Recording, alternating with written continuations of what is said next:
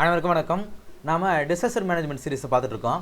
இந்த கிளாஸில் நாம் NDMAனா என்ன, அதாவது நேஷ்னல் டிசாஸ்டர் மேனேஜ்மெண்ட்னா என்ன, NDRFனா என்ன, SDMAனா என்ன, அண்டு சில இன்ஸ்டியூஷன்ஸ்லாம் இருக்கும் இல்லையா, அதை பற்றி நம்ம பார்க்க போகிறோம். இத்தனை கிளாஸில் நாம் இது வரைக்கும் இந்த டிசாஸ்டர்னால் என்ன, நேச்சுரலாக எப்படி க்ரியேட் ஆகும், அது மேன்மேட் எப்படி க்ரியேட் ஆகும், ஸோ அதனால் என்னென்ன ஃப்ரேம் ஒர்க்ஸ் இருக்குது, இன்டர்நேஷ்னலாக வந்து என்னென்ன இனிஷியேட்டிவ் எடுத்துருக்காங்கலாம் நம்ம பார்த்தோம் கடந்த கிளாஸில்.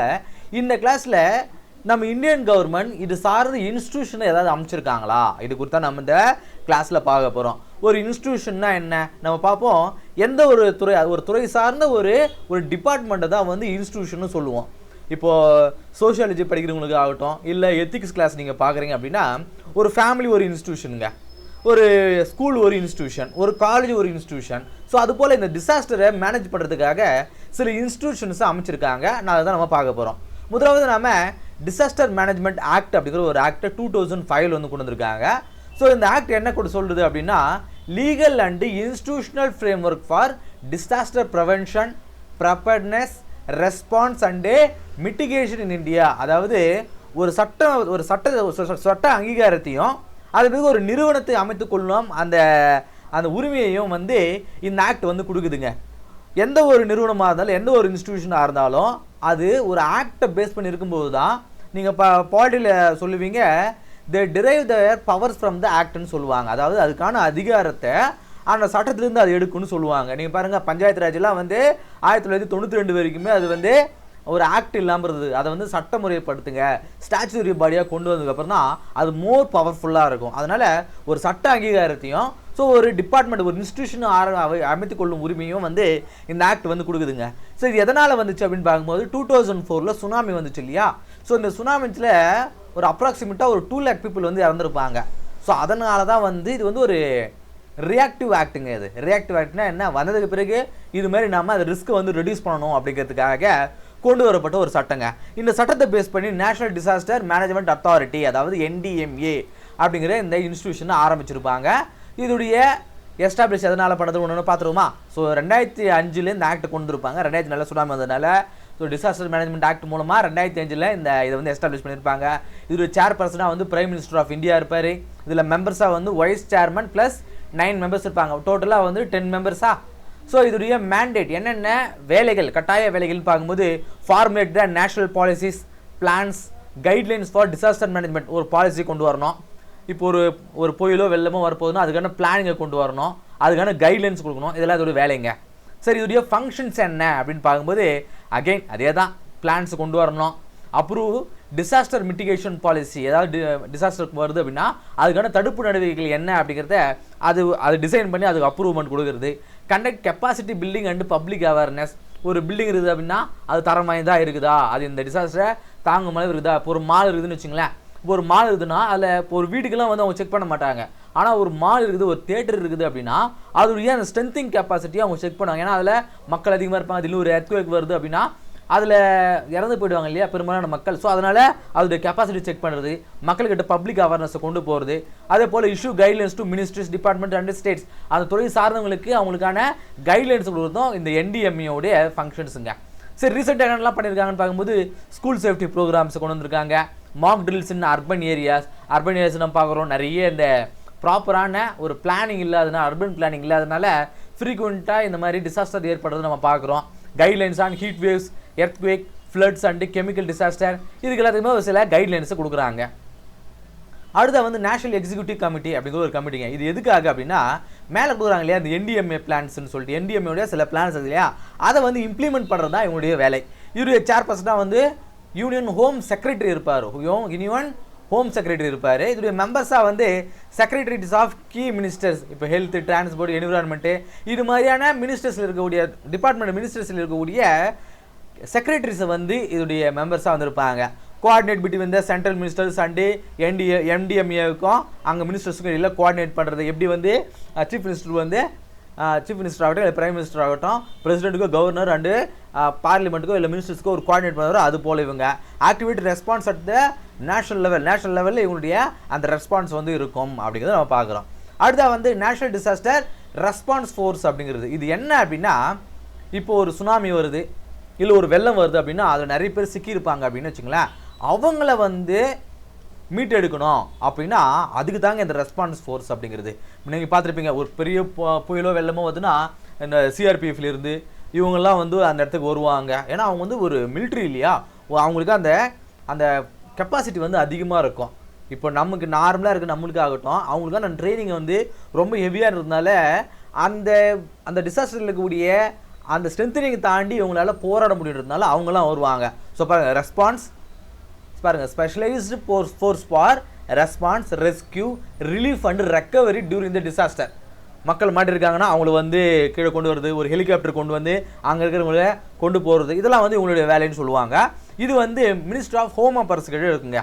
ஹோம் அஃபேர்ஸ், உள்துறை அமைச்சர்கிட்ட இது வந்து இருக்கும். டோட்டல் பெட்டாலியன்ஸ் யாரெல்லாம் இதுக்குள்ள பார்க்கும்போது மொத்தம் வந்து 16 பெட்டாலியன்ஸ் இருப்பாங்க. இந்த என்டிஆர்எஃப் கீழே 16 battalions, CRPF, BSF, CISF, ITBP, இது எல்லாமே இந்த மாதிரி ஒரு 16 பெட்டாலியன்ஸ் இருக்காங்களாம். இந்த மாதிரி நாடு முழுவதும் ஏதாவது ரெஸ்கியூ பண்ணணும் அப்படின்னா இவங்கெல்லாம் வருவாங்க. Trained for CBRN disaster, flood, cyclones, building collapse, இது மாதிரி எந்த டிசாஸ்டராக இருந்தாலும் அது இவங்க தான் வந்து அந்த ரிலீஃப்லாம் வந்து கொண்டு வருவாங்க. ரிலீஃப் அண்ட் ரெக்கவரியை இவங்க தான் பண்ணுவாங்க. இவங்களுடைய ஃபங்க்ஷன்ஸ் என்ன இதை பாருங்கள். Rescue and relief during the natural and man-made disaster, ஒரு நேச்சுரலான ஒரு பேரழிவாக இருந்தாலும் மேன்மேட் பேரழிவு இருந்தாலும் அவங்க வந்து ரிலீஃப் பண்ணுறதுக்கு, ரெக்கவர் பண்ணுறதுக்கு இவங்க தான் வருவாங்க. Conduct mock drills with state and communities.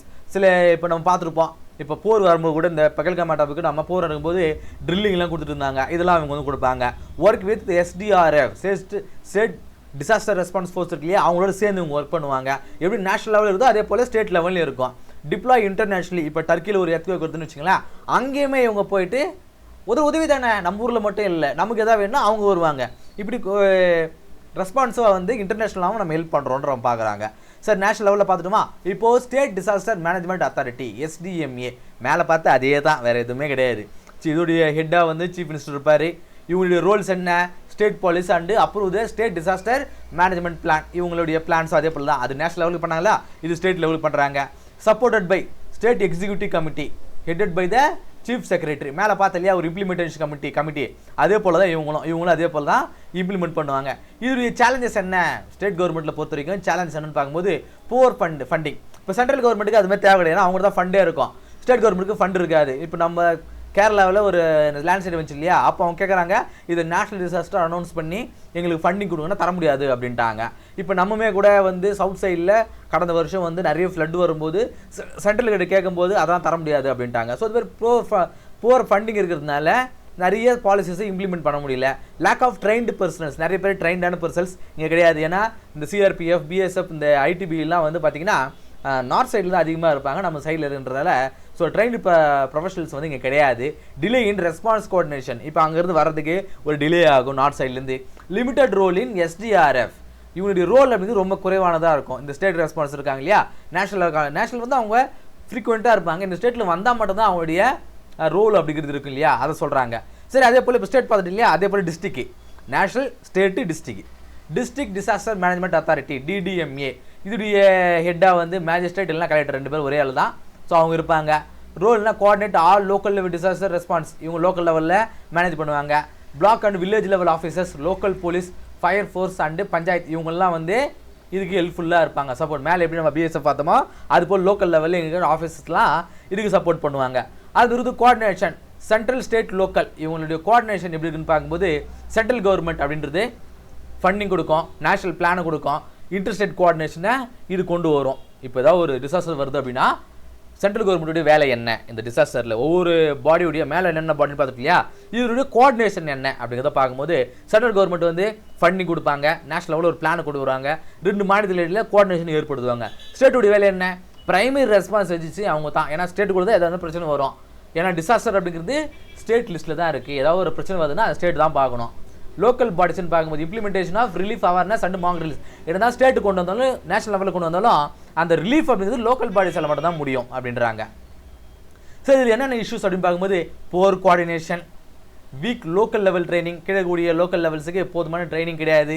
Delayed relief distribution, இப்போ ஏதாவது ஒரு பிரச்சனை வருது, ஏதாவது ஒரு இப்போ ஒரு மக்கள் வந்து பாதிக்கப்பட்டிருக்காங்கன்னா அவங்களுக்கு நிவாரணம் அப்படிங்கிறது நேராக போய் சேர்றது கிடையாது. இந்த டைரக்ட் பெனிஃபிட் ட்ரான்ஸ்ஃபர், அதாவது அக்கௌண்ட்லேயே பணம் வந்து சேர்றது கிடையாது.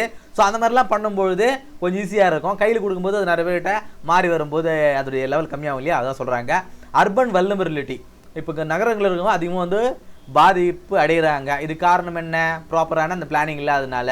ஸோ அதனால் வந்து ஸ்மார்ட் சிட்டிஸாக கன்வெர்ட் பண்ணும்பொழுது இந்த பிரச்சனை எல்லாம் சால்வ் பண்ணலாம். அப்படிங்கிறது என்னென்ன இஷ்யூஸ் இருக்குது அது எப்படி வந்து சால்வ் பண்ணலாம். போர் கோஆர்டினேஷனுக்கு ஜிஐ பேஸ்டு வந்து நம்ம ரியல் டைம் ஜிஐஎஸ் பேஸ்டில் அது ஜியோகிராஃபி ஐடென்டிஃபிகேஷன் பேஸில் நம்ம கொடுக்கலாம். வீக் லெவல் ட்ரைனிங் அப்படின்னா பஞ்சாயத்து லெவலில் பஞ்சாயத்து ராஜ் இது இன்வால்வ் பண்ணலாம். டிலே டிஸ்ட்ரிபியூஷன் அப்படின்னா இந்த டைரக்ட் பெனிஃபிட் ட்ரான்ஸ்ஃபர் மூலமாக, அதாவது ஒருத்தர் கொடுத்து ஒரு தலைவர்கிட்டயோ இல்லை ஒரு பிளாக் லெவல் ஆஃபீஸர்கிட்டயோ கொடுத்து நிவாரணம் கொடுத்தது மூலமாக டேரெக்டாக அக்கௌண்ட்டுக்கு ட்ரான்ஸ்ஃபர் பண்ணலாம். அது சொல்கிறாங்க.